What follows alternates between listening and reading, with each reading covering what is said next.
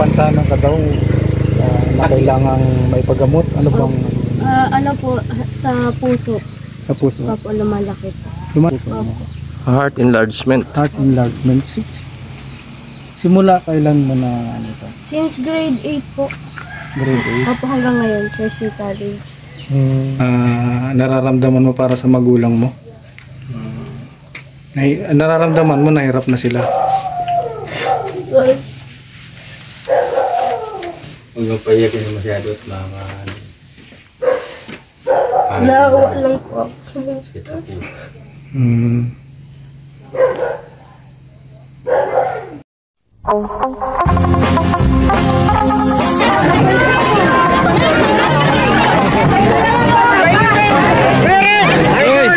Lagi po kayo pinapanood.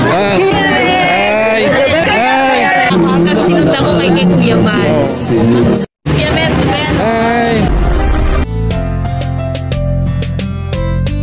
lagi nyo tatandaan may isang tao na handang gawin lahat upang magbago. Handang tumulong sa hirap ng mga tao. Mabait, may takot sa Diyos, ngalan niya Red Nobino.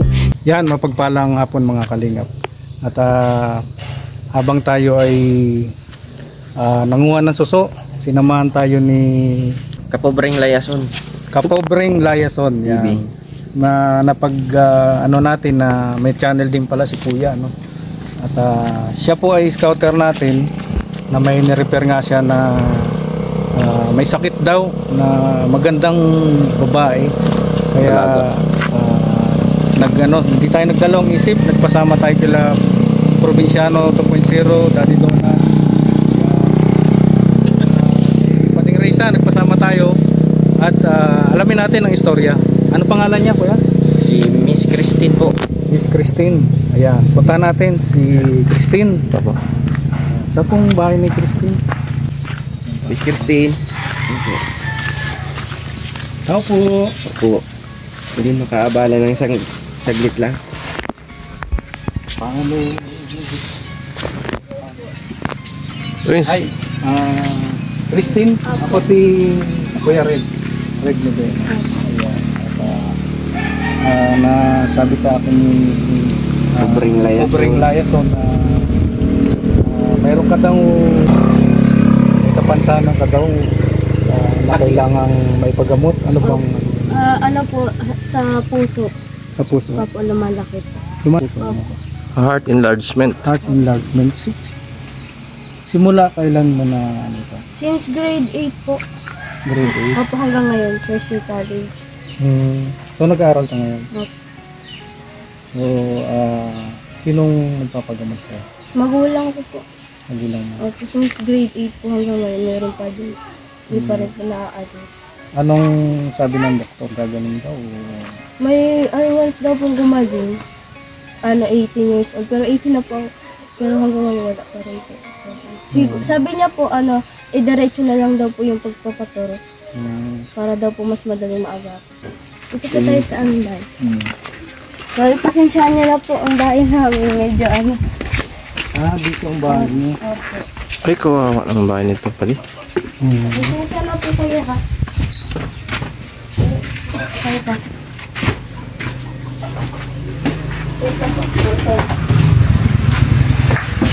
Kaya bait naman, Christina. Binibigyan ka pa talaga ng ano. Ay, grabe. Pasensyahan niyo na po yung bahay namin. Binibigyan ka pa ng upuan. Ang bait. Hindi pa po na-aayos. Dito ang kusina nila, oh. Ay, ang bait, no? Sige lang, kayo na lang uupo. Sige po kayo, pasok po kayo. Sorry po, pasensya na po sa bahay namin. May dala kaya. Sige lang. Pasok Opo ka, Christina. Pasensya na po ulit. So, baka may gusto kang itanong, Daddy Donald, kay Christina. alin. Gaano ba kahirap yung pinagdaanan? Yung tinanong mo na. Sobrang po, hirap kasi minsan po parang aatakihin ako sa puso doon. Hindi po ako masyadong nakakahinga. Wala. Meron kang nebulizer. Wala po. Yung unang-una yung dapat ang meron Kailangan siya. ba yun? Oo. Parang ganito po, pag kinakausap po, nanginginig ako. Yung parang kinakabahan ba? Hindi na-reviews? Opo, ganun. Mababa yung ano niya. Dapat hindi siya mabibigla. Opo. Akala ko nga po kanina kung sino yung nag-ano. Nagulat kayo. Opo. Maganda din dito sa inyo kasi alam mo kung sadya nyo yan na alam nyo kung alas 7 na, alas 8 na kasi labas na yung Opo. playground. Mas na ano po ako kasi medyo tahimik. Na-enjoy ko po dito kasi mas gusto ko po yung tahimik lang kaysa dun sa maraming tao. Ano. Mas gusto ko po. Minsan mapag-isa po dito sa bahay. Yung gilis, gano'n.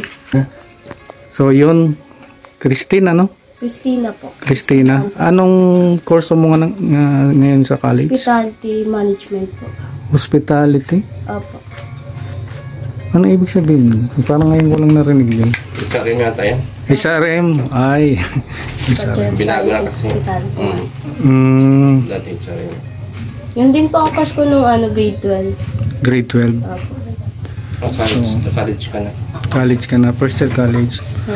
So, anong trabaho ng magulang mo pala? Housewife lang po yung mama ko. Tsaka po yung papa ko dito lang din po sa bundok. Sa bundok? Opo.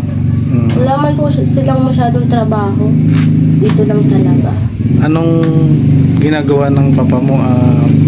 Nakikipag-anuhan lang po siya kunyari sa bundok po. Makikipagtrabahuan lang po. Nagtatanim, Opo. nangangawit ng nyug. Kasi may mga kawit kayo dito ng nyug. Opo. So, yun po yung Sa tatay mo yan. So nakakabilib din yung tatay niya kasi nakapag-aral siya sa ganong hanap buhay. Saan ka nag-aaral? sa siyan po. Sa Daet, CNFC. Ilan pala kayo magkakapatid? 4 lang po kami. Pangalawa lang ako. Pangalawa sa panganay. Opo. So may Yung maliit dumating po kaninang lalaki, yun po yung kapatid yung panganay. May trabaho na siya. Opo, nagtatrabaho siya sa Taguig. Nagbakasyon lang dito. Opo. Ano po siya sa Botohan mga po. So nakakatulong din siya sa iyo Opo. pag-aaral mo. Then may gusto akong itanong sa kanya. Sige. No. Yung maintenance na sabi mo, yung tinuturo kang tapos gamot, Opo. monthly magkano yung nagagastos nyo dun? Nasa 1,000 po, isang ano lang yun. Isang turok? Pwera pa yung Meron pa gamot? akong ano dyan, yung sa panturok baga po.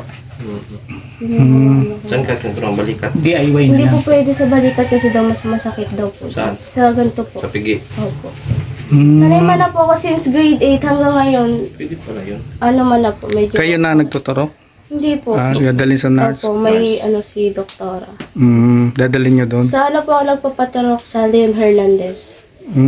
Sa Sa Lina. puso po talaga yun. Espesyalista. Yung espesyalista kasi ang May liwan. monthly. Hanggang ano po, 21 days, tsaka pa ako tinuturukan. Every 21 days, 1,000 yun. Pesos. Opo, yun po yung halos na gastos namin kada 21 days. Mahirap man baga po maghanap ng pera dito. Sa bundok man baga. Walang masyadong trabaho yung papa ko. Yung mama ko housewife lang din po. May once nga po gusto ko din tumigil kasi nahihirapan na yung magulang ko. Nahihirapan na. Nararamdaman mo. Opo. Nahihirap na sila. Lalo na po sa pag-aaral baga po masyado yung sa tuition. Wala din kami pang service. Yung motor po yung kakakuha lang din nun ng papa ko para may pang anuan, panghati doon sa dalawa kong kapatid baga po. Kami minsan jeep lang, isa man lang baga po ang jeep dito. Pero hirapan din po, lalo na pag uwi po, wala. Kaya kailangan may susundo sa inyo. Opo. Yung kuya ko naman po, mabiyahe na naman siya, tagig na naman siya.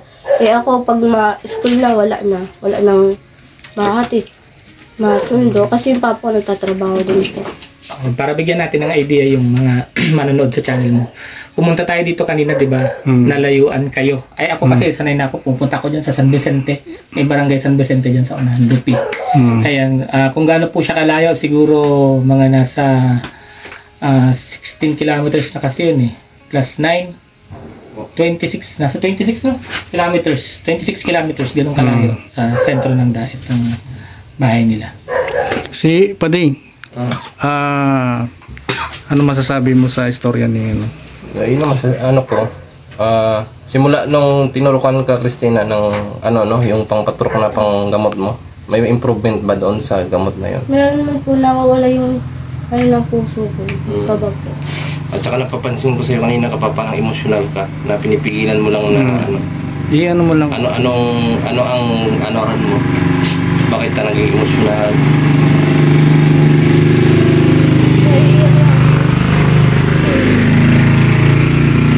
Sige, sabihin mo lang.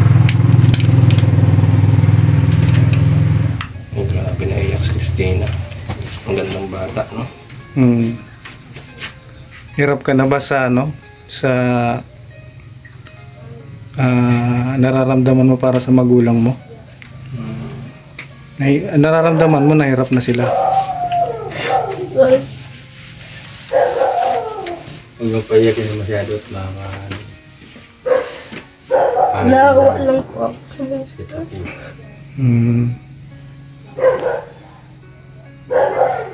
So sa pag-aaral mo, kamusta naman? Okay naman po. Nahihiya po talaga. Sobrang po. Salamat ko sa magulang po. Dahil pinaguyod kayo. Opo. Pwede mo sabihin sa mama mo. Baka may mensahe ka sa mga magulang mo. Anong gusto mo sabihin sa kanila? Sa mama at Salamat papa? po kasi napapag-aral kami ng kapatid. Tsaka po sakripisyo. Sakripisyo. Kung wala po sila, paano na kami di kami makakapag-aaral. Salamat po kasi matutulungan yun ako.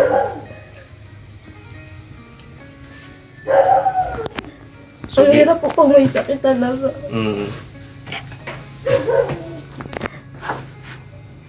So yun, si Jared, dumudukot. Ano, Jared? Talagang si ano? Grabe si Jared. Si Maricel, no? Si Christina. Maricel. Ano pinagsasabi mo, Maricel? Marami na po alam po.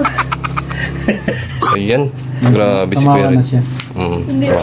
Talagang nagpapasalamat lang po talaga po ang magulang. Sorry po. Nag-emotional lang po. Okay lang yun kasi hindi naman namin malalaman kung anong salubin mo, di ba? Kung anong nararamdaman mo, kung naawa ka na sa magulang mo. Naawa na po talaga ako sobra. Kasi minsan wala na silang maanong pera para lang papagamot ako. Gusto ko, sabi ko nga po kahit din ako pagamot kasi wala man kami pera. Bali, Christina, bibigyan muna kita ngayon ng ano ha, kasi ito lang ang dala kong pera. Salamat. Sa susunod, mabawi tayo. Salamat din po kay Kuya kasi inaabot niya sa inyo na ganito. Ang hirap po talaga. Ngayon po nanginginig ako. Hindi ko alam. Relax ka lang. Oo. Relax ka lang kasi masama pala sa iyo yung Nahirap din po kung kumiga. nahirapan ka huminga. Opo. So kailangan mo ng wala ka nebulizer. Wala. Kailangan ba yung nebulizer sa Hindi ganyan? man yata. Hindi yata. Kasi puso sa kanya eh. Nahirapan yung mga Hindi, sa puso yung pati eh. pero sa asma yun eh. Asma kasi. Sa asma ang nebulizer. Kasi kung kailangan ng nebulizer, dapat nag-advise ng doktor. Sabagay. Okay ka lang ngayon. Okay Okay ka man. lang. Kung minsan maganda rin yung ganyan, nalalabas niya. Ano din po ako, nagbisita din po ako sa tita ko sa lang. Kasi uwi din po ako. Gusto ko na sana talaga mong stop kaso sabi ko para sa family ko na lang, diretso na lang. Kasi pahirap din po pag hindi nakapagtapos. Saan ka ba nag-aaral na college? Sana po, sa Naga po kasi dito na po ako maanos sa isiyan. Yan po talaga. Okay lang yan. Pwede po kumuha ng pamunas. Sige po. Okay. So ito po yung bahay nila Christina. Pangit din yung mag-inom sa banko. So ito, kusina nila. Ito yung bahay po nila. Ito sila nagluluto.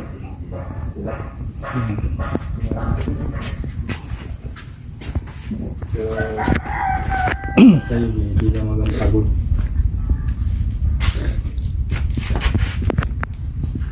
So yun, Christina, maraming salamat sa pagpapasok mo sa amin ha. Wala po yun. At Okay po pagbibigyan. kayong bumalik dito. Welcome naman. Okay. At tuwing anong araw ka nandito pala? Pag walang pasok, sa 6 meron na naman. Weekend. 5. Weekend, ano? Saturday. Sunday. Balikan ka na lang namin na weekend, ano? Sorry po kasi nag-i-emotional ako.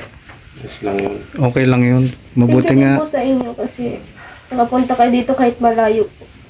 Mabuti nga na i-share mo sa amin yung Talagang para siya ngayon sa kay Kuya Red na ano, tutulungan. Kasi biglang nagyaya to. Ang sadya lang namin, manguha ng suso. manguha ng suso. Nagyaya lang ako manguha ng suso dito. So, ay recommend ka sa amin ni Pobreng Layason. Tama ba? Pobre o kapobre? Kapobreng Layason. Kapobreng Layason. Support po natin. Alam niya kasi na tumutulong kami sa katulad ninyo. So, kaya finish namin na makausap ka. Kaya, eto ngayon na. Ayan. At sana ay maraming naantig, no? Yung may mga sobra-sobrang blessing dyan. Sana ay naantig sa istorya ni Historia ni Christina. Christina.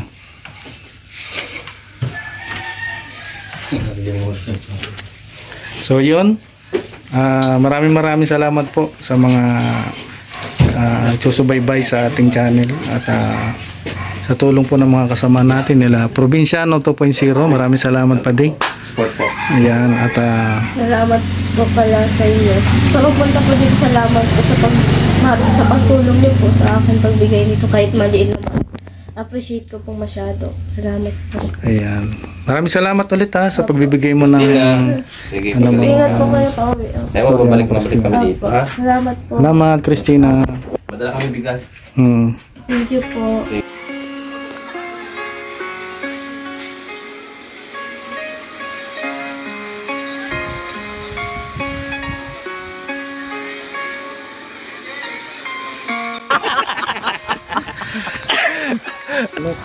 Yan. Si Christina. Okay na. Lika. Diyan na lang siya, okay, kita niya. O yan. So ayun mga kalingap, maraming salamat po sa inyong pagsuporta. At ayan, na-scout po ni Kuya Red Dubino si Christina, no? Isang 18 years old at may sakit po sa puso. So napaabutan ng tulong. Ayun, ngayon ay nagpapasalamat sa atin si Christina dahil sa tulong na pinabot ng Team Kalingap, no? So maraming salamat po. Ayun, Kuya Red. Ayan. Salamat po sa pagsubaybay sa ating channel at huwag kalimutan si Probinsyano 2.0, Daddy Donut TV, Kapobreng Layason. Kapobreng Layason at si paring Pading Rizan. Pading Raysan. Yan. Spread love po sa lahat. God bless po. God bless you all. Thank you po so much. Bye-bye.